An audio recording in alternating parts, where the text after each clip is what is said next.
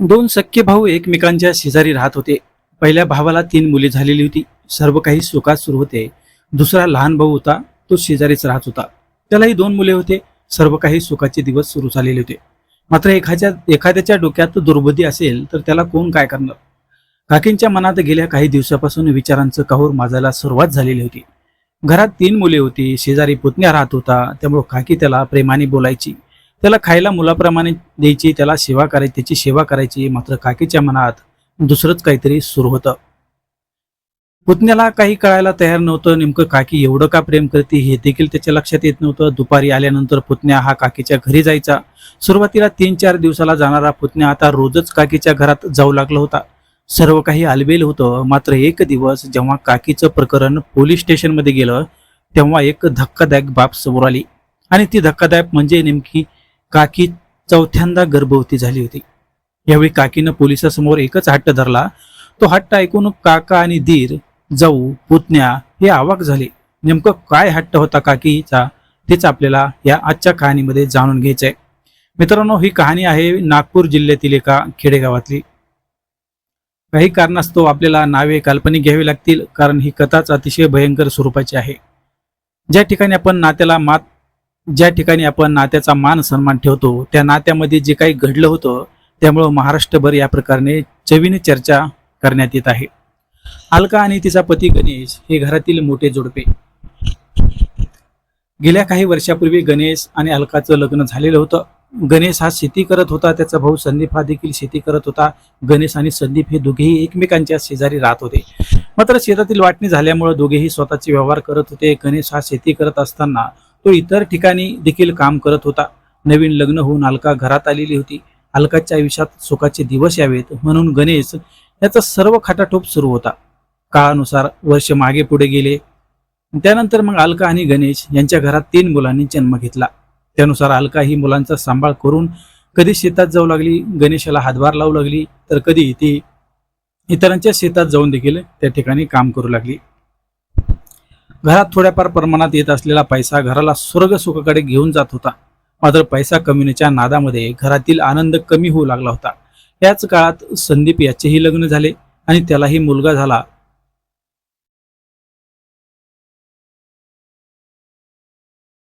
मात्र संदीप याचं सर्व काही सुरळीत होतं. घरी एकच मुलगा असल्यामुळं त्याच्या घरात समाधानाचं वातावरण होतं. पती पत्नी दोघेही आनंदात होते. दोघेही काम करत होते. जो आनंद त्यांच्या घरात होता तो आनंद अलकाच्या घरात दिसेनासा झाला होता. त्यामुळे अलकाने काही दिवस घरी राहण्याचा विचार केला. अलका घरी राहू लागल्यानंतर तिच्या डोक्यामध्ये अनेक विचारांचं काहूर सुरू झालं. आम्ही दोघे घरात काम करतो, पैसा घरात येतो, तरी आम्हाला सर्व काही कमी पडतं. पण दिराच्या घरी मुलगा शिक्षण करतोय तरी पैसा भरमसाठ वाढतोय. जो काही विचार अलकाच्या मनात सुरू होता तोच विचार पुढे प्लॅन आखायला सुरुवात करू लागला होता. अलकाच्या मनात काय आहे हे जर कोणालाच काही कळत नसले तरी अलका बरोबर फाशी टाकू लागली होती. तिच्या मनासारखं तिला करायचं होतं. पती गणेश हा कामावरून घरी परत आल्यानंतर त्याच्या अंगातील ताकद अलकाच्या काहीच कामाची नव्हती आणि हाच धागा पकडून अलकाच्या डोक्यात लख प्रकाश पडला होता.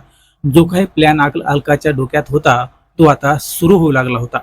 प्लॅन आखायला अलकाने सुरुवात केली होती. महाविद्यालयीन शिक्षण घेणारा पुतण्या हा दुपारच्या वेळी कॉलेजमधून घरी येऊ लागला होता. हे तिला माहिती होतं. त्यावेळी अलका ही पुतण्याला घरी बोलावून त्याच्यासोबत जेवण करू लागली, त्याच्यासोबत गप्पा मारू लागली. मात्र याच वेळी पुतण्याचे आई वडील हे दोघेही कामाच्या निमित्ताने शेतात गेलेले असायचे. त्यावेळी अलका ही पुतण्याला घरी बोलावून त्याच्याशी गप्पा गोष्टी करू लागली, जेवण करू लागली, त्याच्याशी गोडीने बोलू लागली. मात्र पुतण्या ह्याला हे सर्व विचित्र वाटू लागलं होतं. तसं पाहिलं तर अलका आणि संजय यांच्या घराचे जे काही संबंध होते ते चांगलेच होते. त्यांचे वाद नव्हते, काही भांडण नव्हते. मात्र शेजारी जरी राहत असले तरी भावाभावामध्ये अथवा जावाजावामध्ये कधी भांडणं देखील झालेले नव्हते.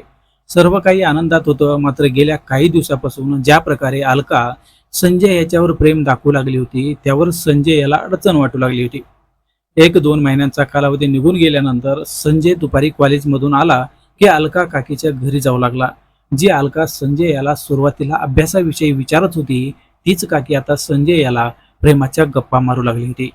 कॉलेजमध्ये कोणी मैत्रीण आहे का नाही, मुलीबरोबर बोलतो की नाही, अशा प्रकारे अलका काकीची भाषा बदलली होती.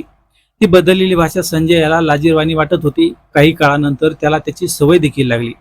आता अलका काकीचा मात्र विरादा वेगळाच होता. तुझ्या आयुष्यात तरुणी काही येत नाही, मीच तुला स्वर्गाचा आनंद देते असं म्हणून संजय याच्या अंगावर हात टाकायला सुरुवात केली. अलकाच्या घरी दुपारी कोणीच नसल्यामुळे जो काही प्रकार अलकाने संजय बरोबर सुरू केलेला होता त्याविषयी संजय हा कोणालाच सांगू शकत नव्हता. काही दिवस फक्त जवळ बसण्याचा प्रयोग अलकाने थेट संबंधापर्यंत घेऊन गेली होती. काही दिवस फक्त अलका ही त्याच्या जवळ बसायची, त्याच्या अंगावरून हात फिरवायची, मात्र हा हात नंतर पुन्हा संबंधापर्यंत कधी गेला हे दोघांनाही कळालं नाही. संजय हा तरुण होता, त्यामुळे तो देखील अलकाच्या संबंधाला चटकावला होता. काकी असल्यामुळे आपलं भांडं फुटणार नाही अशा प्रकारे संजय याला वाटू लागलं होतं. त्यामुळे तो दुपारी आला की अलका बरोबर त्याचा संबंधाचा खेळ सुरू व्हायचा. जो काही प्रकार सुरू होता तो प्रकार देखील अलकाच्या प्लॅनचाच होता. कोणत्याही प्रकारचे संरक्षण न घेता संजय हा अलका बरोबर संबंध करू लागला होता. 1 वर्षांचा कालावधी जवळपास निघून गेलेला होता, तरी देखील संजय याने आईला काहीच सांगितलं नाही आणि अलकाच्या घरी देखील काहीच माहीत नव्हतं. सर्व काही सुखात असताना संजय याला अलका बरोबर जे काही सुरू आहे त्याविषयी भीती वाटायला सुरुवात झाली होती. कारण प्रकरण उघडे पडले तर सर्व काही बर्बादी होईल. त्यामुळं दुपारी संजय घरी येईना, कॉलेजच्या मित्राकडे वेळ घालू लागला. तेव्हा मात्र अलकाला टेन्शन येऊ लागलं. त्यामुळं संजय याला अलकाने एक दिवस घरी बोलावून घेतलं आणि तू जर माझ्या बरोबर संबंध ठेवले नाही तर तुझ्या घरी सर्व काही सांगेल आणि पोलीस ठाण्यात तुझ्या विरुद्ध तक्रार देखील करेल. ज्या प्रकारे अलकाने धमकी दिली होती त्यामुळे संजय काही महिने हे सर्व करत राहिला आणि यामध्येच अलका गरोदर देखील झाली. आता तर संजय याची अडचण झाली होती. कारण अलकाने संजयला सांगितलं होतं की माझ्या पोटात तुझं बाळ वाढत आहे.